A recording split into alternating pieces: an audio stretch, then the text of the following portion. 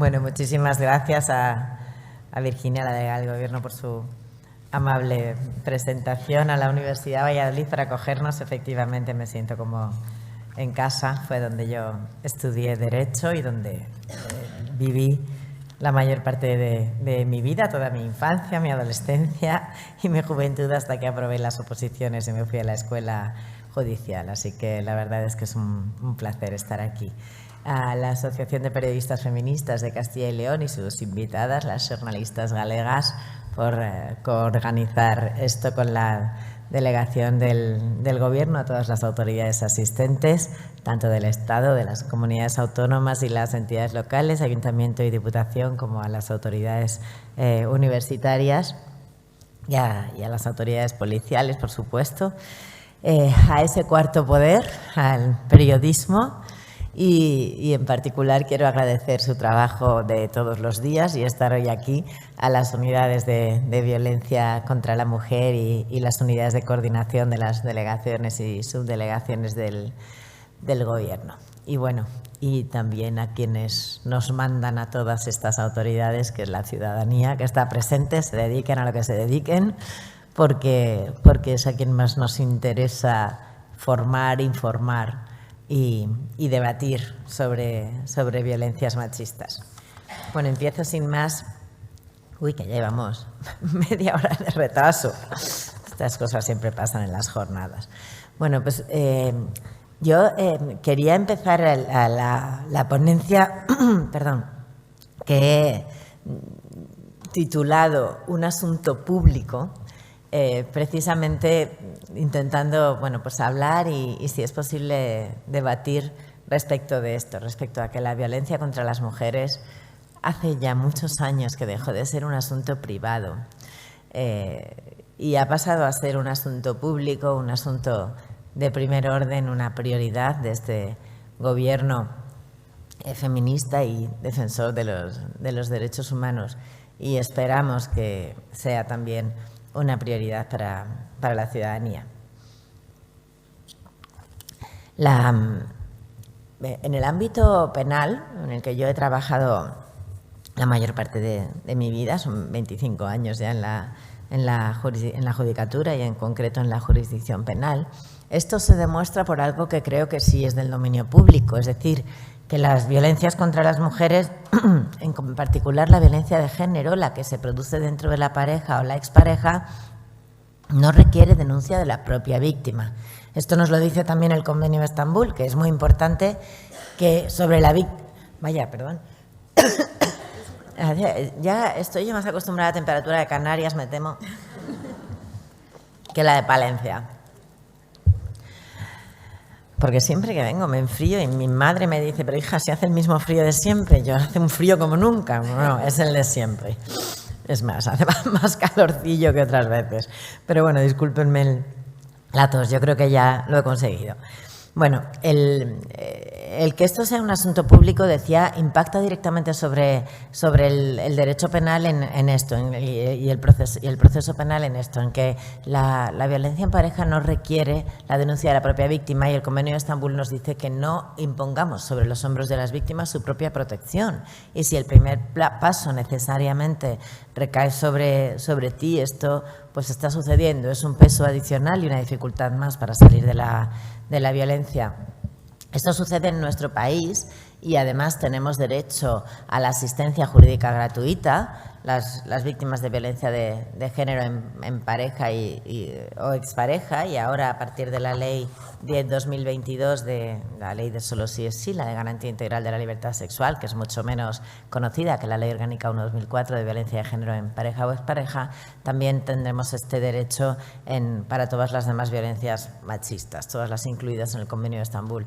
Pero en otros países no es así. Ayer estábamos celebrando la conferencia de alto nivel de la Unión por el Mediterráneo, y no solo estábamos países de la Unión Europea como Francia, Portugal o Bélgica y España, pues se está celebrando en Madrid, sino también países como Turquía, que acaba de abandonar paradójicamente el Convenio de Estambul, que lleva este nombre porque se firmó en en su capital y está sufriendo un franco retroceso en los derechos de las mujeres. Estaban países como Túnez, Marruecos, Jordania, otros países en los que realmente no debemos olvidar nunca que la salida es mucho más difícil, y una obviedad, que los derechos humanos o son universales o no son nada. Y los derechos de las mujeres es una de las luchas globales de las que estamos más orgullosas. También las periodistas ayer tenían una intervención en este congreso y pasaron algunas ponencias como de qué hablamos las periodistas cuando nos juntamos, y yo creo que tiene mucho valor no hablar solo las periodistas, por supuesto castellano-leonesas, las de las distintas gobiernos autonómicos, las españolas, las europeas, también las del Mediterráneo, y también hablar con otros países donde las periodistas, bueno, pues son mujeres que están en primera línea de las denuncias y de las defensas de los derechos humanos, y también las víctimas de las persecuciones, ¿no? Bueno, pues decía que en nuestro derecho no solo no hace falta denuncia, que tiene el mismo valor cuando los delitos son públicos, los atestados de las policías, conforme al artículo 197 de la Ley de Enjuiciamiento Criminal, y que la renuncia de las víctimas no extingue la acción penal. Toda esta regulación, digamos, de política criminal, sino que es una obligación de la ciudadanía.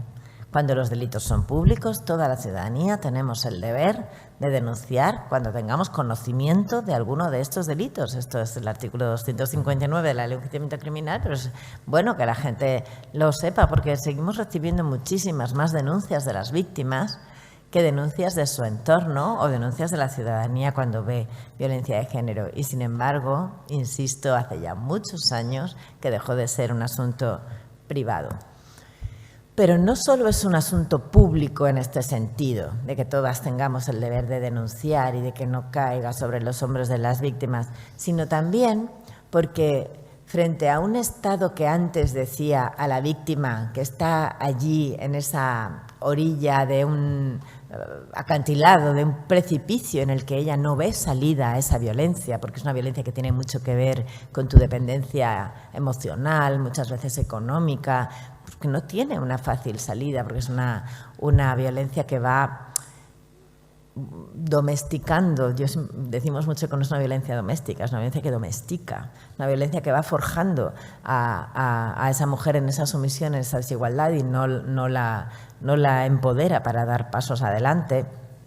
Un Estado, decía, que no dice a esa mujer que está en ese precipicio: pon la denuncia y entonces aquí estará el Estado que te proteja, que esto es lo que sucedía antes. Y además te daré una orden de protección y una orden de alejamiento, pero siempre que tú denuncies, que tu testimonio sea bueno, que me traigas pruebas. Yo antes trabajaba en ese lado, digamos, del Estado, y ahora quiero poner en valor, trabajo y descubro a toda esta otra parte del Estado, formada, digo en sentido amplio, Estado central, comunidades autónomas, entidades locales, movimiento feminista, por toda esta parte del Estado que lo que hace es tejer una red para que ese salto no sea salto y sobre todo para que ese salto no sea mortal. Y esa red está formada de derechos tan materiales y distintos del derecho penal como el derecho a un acceso prioritario a la vivienda, el derecho a ayudas o a una renta de inserción o a un ingreso mínimo vital que te permita salir adelante si tienes dependencia económica, al derecho, desde luego, a la asistencia y a la protección integral, derechos a protegerte a ti y también a tus hijos e hijas sin los cuales no puedes dar ese paso, y a que tengan becas para el estudio si también has sufrido, lógicamente, la pérdida económica que se deriva de la violencia de género. Este Estado que pone esa red es un Estado que se toma la violencia contra las mujeres como el asunto público que es, que cuida, que sustenta y que en caso de retirar parte de esta red hace que nuevamente las mujeres estén en peligro, porque ese paso, ese momento de la denuncia es un momento objetivamente peligroso para ellas. Además, hay gente, y querría explicar las cosas de la manera más sencilla posible, gente que se ha, bueno, en parte alertado o en parte incluso hasta mofado de que se reconozcan víctimas de violencia que no han tenido sentencia firme, que no tienen una sentencia condenatoria firme que diga que alguien te ha agredido. Esto sucede en nuestro país sobre todo a partir de 2018, del cumplimiento del Pacto de Estado contra la Violencia de Género que firmaron todas las fuerzas parlamentarias y que no sé si hoy sería posible con esa presencia de Vox en el Congreso de los Diputados, pero que en 2017 sí lo fue, y que se puso en marcha de forma lo más urgente a través del Real Decreto Ley 9/2018 de 3 de agosto, en el anterior gobierno socialista, que estableció en el título 23 de la Ley Orgánica 1/2004 algo muy importante, que es que la violencia no solo se certifica por una sentencia o por una orden de protección, sino también judicial, sino también, bueno, por un informe del Ministerio Fiscal o por lo que llamamos el título habilitante, que es una expresión que a mí no me gusta demasiado, que es como ese certificado civil, social, administrativo de los organismos especializados, en este caso sería de la Junta de Castilla y León y de los organismos especializados en igualdad y en violencia a lo largo de todo el Estado, que dicen que esta mujer ha sufrido violencia sobre las mujeres. Bueno, pues cuando los negacionistas, los que se sorprenden o los que se mofan de este sistema hablan de presunción de inocencia, parece que hay que recordarles o informarles, porque a menudo esto parte de la ignorancia más supina, que cuando un hombre asesina a una mujer y luego se suicida, no hay investigación penal, porque no dirigimos las investigaciones penales contra los muertos. Y esta mujer jamás tendrá sentencia y ha sido asesinada. Y sus hijos, o sea, la violencia más extrema, y sus hijos e hijas son víctimas directas de la violencia de género. ¿Cómo no vas a permitir en un sistema que un pediatra que atiende a una niña que está sometida a abusos sexuales certifique que su paciente es víctima de abusos sexuales? ¿Crees que sabes más, que sé yo más como jueza preguntando a esa niña durante una hora o una forense viéndola durante X sesiones o consultas que su pediatra? ¿Cuál es la diferencia entre ambos sistemas? Los dos certifican que alguien es víctima de violencias machistas. Solo el sistema penal puede actuar con el agresor. Tiene la exclusiva, lógicamente, en un Estado social y democrático de derecho, de castigar al agresor conforme al Código Penal y con todos los condicionantes que ello conlleva. No solo el derecho fundamental a la presunción de inocencia, también, por ejemplo, la prescripción de los delitos. Lo estamos viendo con los abusos en la Iglesia y sobre todo durante el franquismo, aunque no solo, desde luego. Pues son delitos que ahora lo hemos reformado en la Ley de Infancia y Adolescencia, la Ley Orgánica 8/2021, el plazo de prescripción es muchísimo más amplio, hasta 30 años desde la mayoría de edad, pero en este país han prescrito muchísimos delitos sexuales por el silencio. ¿Y esto quiere decir que no existieron? ¿La única verdad es la verdad judicial? No, y menos cuando estamos hablando de contar las verdades y de cómo las contamos. El periodismo, de la información y de la información ciudadana también. Este ámbito civil, social, es el que tiene que responder a un problema que no es judicial ni policial y, por lo tanto, su solución tampoco es policial ni judicial. Eso es una parte. Pero es un problema, un asunto que no solo es público, sino que además es sistémico, forma parte de nuestro sistema. Hay una gran falacia en la gente, sobre todo en la derecha y la ultraderecha, cuando nos dicen que y los medios que nos transmiten que los agresores son locos, alcohólicos, que tienen un problema, que son extranjeros, porque nos están diciendo que son extraños a nuestro sistema. Y no solo no son extraños, sino que la cultura patriarcal, el machismo, que es el problema, hunde sus raíces en lo más hondo de nuestra cultura. Y no es fácil, ni antes ni hoy en día, descubrir tus propios sesgos, tus propios estereotipos, tu propio machismo, para poder detectarlo, que es el primer paso para intentar erradicarlo. Pero es así. Entonces, todas las formas de violencias contra las mujeres son tan sistémicas que no me da tiempo, evidentemente, a contarles todos los datos. Les iba a contar los de Castilla y León y los ha dicho ya, librándome de esta parte, la delegada del Gobierno.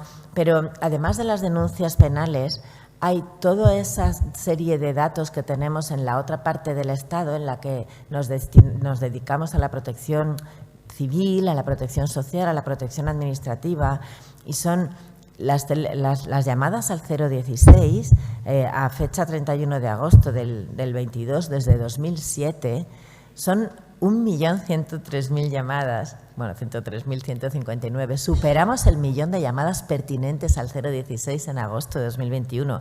Las llamadas pertinentes quiere decir las que son sobre violencia de género hasta marzo de 2020, en el que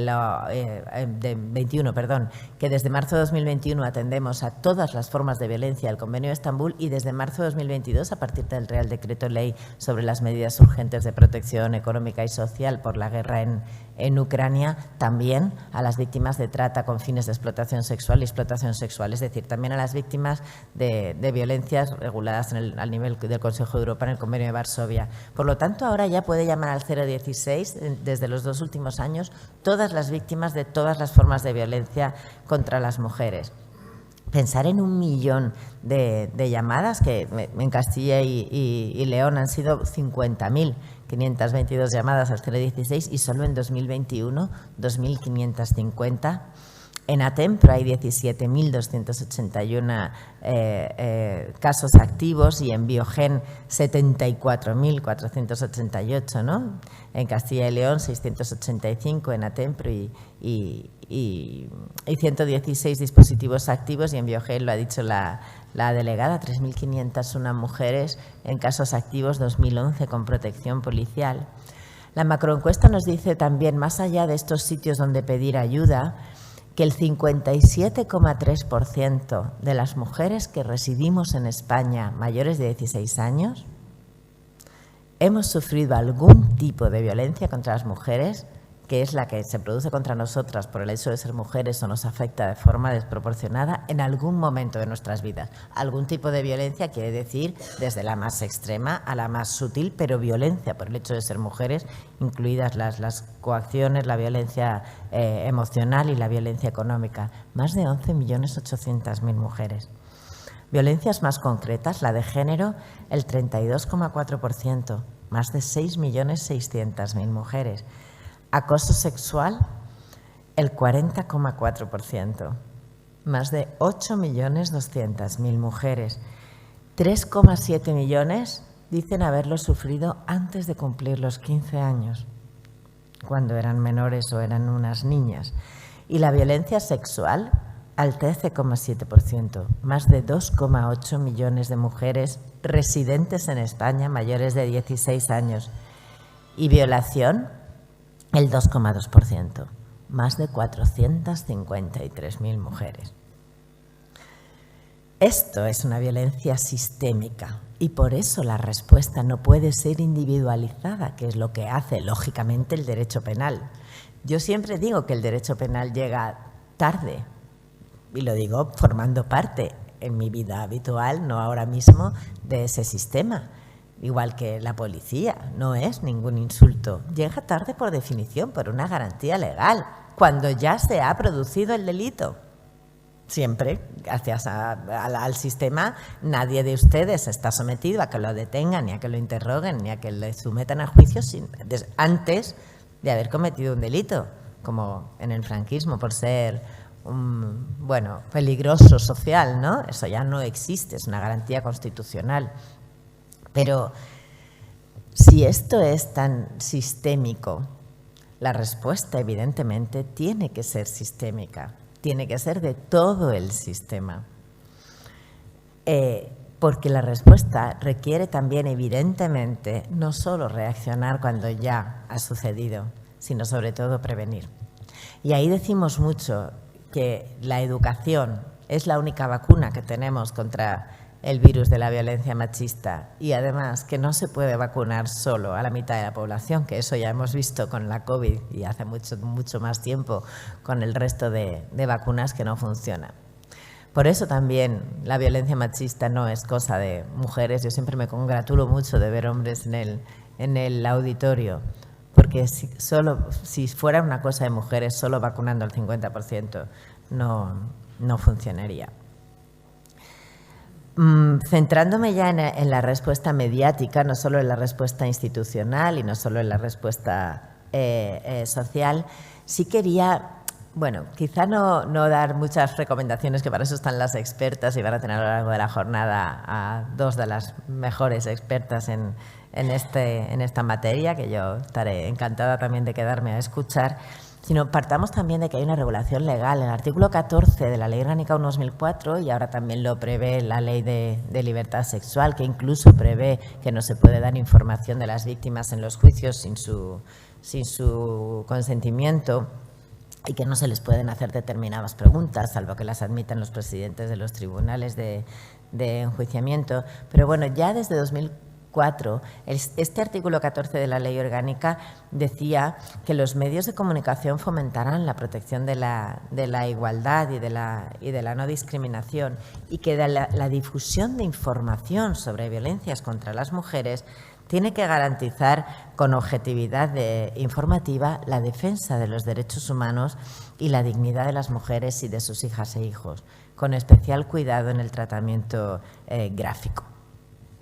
Desde que en 1997 José Parejo asesinara a Ana Orantes 2 semanas después de contar su caso y las violencias que sufría en Canal Sur, hemos hecho muchas guías, muchos protocolos. Recuerdo, bueno, uno de los primeros fue el de Radio Televisión Española sobre el estudio de tratamiento de la violencia, el decálogo del diario en 2006, el decálogo del Diario Público en 2008, autoras, bueno, doctora en Ciencias de la Información como Pilar López Díez, hizo un protocolo muy interesante de tratamiento periodístico de la violencia sobre la mujer en 2021. Hay periodistas como Macarena Baena y su medio feminista y muchas otras. Siempre me arrepiento de citar a una porque ahora debería citarlas a todas. Pero es muy importante que las periodistas y las editoras de género de cada periódico no sean una sección, porque toda la información tiene que tener esa perspectiva de género para hacernos iguales. La información económica tiene perspectiva de género, el urbanismo tiene perspectiva de género, la sanidad, quien lo duda, tiene perspectiva de género, la justicia debería tenerlo. Bueno, para esto, para dar una información que no atente contra los derechos de las mujeres y también nos forme a la ciudadanía y nos informe para hacernos más iguales, es esencial la formación, como en la que están ustedes hoy, y también la coordinación y el conocimiento de los datos. Desde el 1 de enero de 2022, España hemos afrontado también la tarea de no informar solo sobre los feminicidios en pareja, sino también sobre todos los demás tipos de feminicidios. Nos está costando muchísimo, es una tarea ingente. Hemos dado los datos en septiembre de 2022, los datos hasta junio, y los daremos a final de año por semestres. Y yo me dirigí por carta a través de las delegaciones del Gobierno a todas las cabeceras de medios de comunicación del país. Lo hice a través de las delegaciones precisamente para no dejarme las cabeceras que desde Madrid, pues, en fin, se les iban a escapar seguro, como son sobre todo las locales. Yo no he recibido ninguna respuesta a esa carta, ninguna. Pero en esa carta lo que digo a la prensa es algo tan básico como: cuidado con el tratamiento de los feminicidios. No me los sumen, no digan que estamos sufriendo más asesinatos de mujeres porque estamos computando los de las que siempre quedaron por debajo del radar. Sean cuidadosos con esta información, porque la realidad es que, si bien es cierto que este año llevamos 35 mujeres asesinadas por violencia en la pareja o expareja y 19 por otros motivos, aunque 19 a 30 de junio y 35 a fecha de hoy, también es verdad que llevamos la menor serie histórica desde que se computan en 2003, que eran más de 70. Claro que valen las políticas de igualdad, de prevención, que las mujeres sepan que tienen un Estado, unas comunidades autónomas, unos recursos a su disposición, que se sientan tratadas con seguridad y sepan que hay lugares desde donde salir de esa violencia. Son 30 mujeres asesinadas menos. Por supuesto que vale. Pero a mí me gusta siempre recordar que los asesinatos, ya se ha mencionado, son la punta del iceberg, que es la violencia más extrema, pero que debajo están todas esas mujeres que llaman al 016, las que están, por supuesto, en Biogen, las que están en los sistemas de Atempro y, sobre todo, las que aún no han salido de la violencia. ¿Y cuáles son? ¿Cuántas son estas? También lo sabemos. En la macroencuesta hemos preguntado qué violencia has sufrido, qué tipo de violencia y si lo has denunciado. Estamos de acuerdo, tanto en la macroencuesta, que la pueden consultar si tienen más interés en la web de la Delegación del Gobierno contra la Violencia de Género, está todo, están todos los datos desagregados, están los microdatos, está todo. Está un gráfico también, está un PowerPoint por si quieren utilizarlo en formación. En violencia de género en pareja o expareja estamos de acuerdo tanto la delegación como las fuentes policiales, Ministerio del Interior, Consejo General del Poder Judicial y Memoria de la Fiscalía General del Estado, en que se denuncia aproximadamente un 30%. Es decir, el 70% se queda fuera. Pero ¿y en violencia sexual? En estos datos que les he dado antes de acoso sexual, de violencia, bien, pues en violaciones se denuncia un 8%. Las víctimas. Computando todas las denuncias, es decir, las que también hacen las instituciones, los centros, las denuncias que se pueden hacer por personas menores de edad o incapaces, llega al 11%. Es decir, cuando damos los datos de denuncias de violencia sexual, de violaciones, estamos dejando fuera el 90%. Y lo más importante, ¿por qué nos dicen las víctimas que no denuncian? Pues vamos a ver de nuevo la macroencuesta. Un sangrante 40,2% porque era menor, porque era una niña cuando sucedieron los hechos. Un sangrante también 36,5% por miedo a que no me creyeran. Estas respuestas, no suman, por ejemplo, si decimos, no suman un 100, suman más, porque son respuestas que pueden tener varias, o sea, son preguntas que pueden tener varias respuestas. Puede haber varias causas por las que no has denunciado, ¿vale? Hay respuestas que son excluyentes en la macroencuesta, por ejemplo, en violencia sexual o en violaciones en concreto, las comete un desconocido en un 18% de los casos y un conocido, por lo tanto, en el 81,2%, un desconocido en el 18%. Estas son excluyentes entre sí, evidentemente, pero los motivos de no denunciar no suman 100. Que también he visto algo gracioso que después de dar estos datos dice, perdón, es que suma 120, sí, puede haber varios motivos por los que no denuncies y esto no es un fallo de la macroencuesta, es conocer un poquitito de estadística. Bueno, pues por miedo a que no me creyeran, el 36,5%, era menor o era una niña, el 40,2%, y por vergüenza, el 40,3%.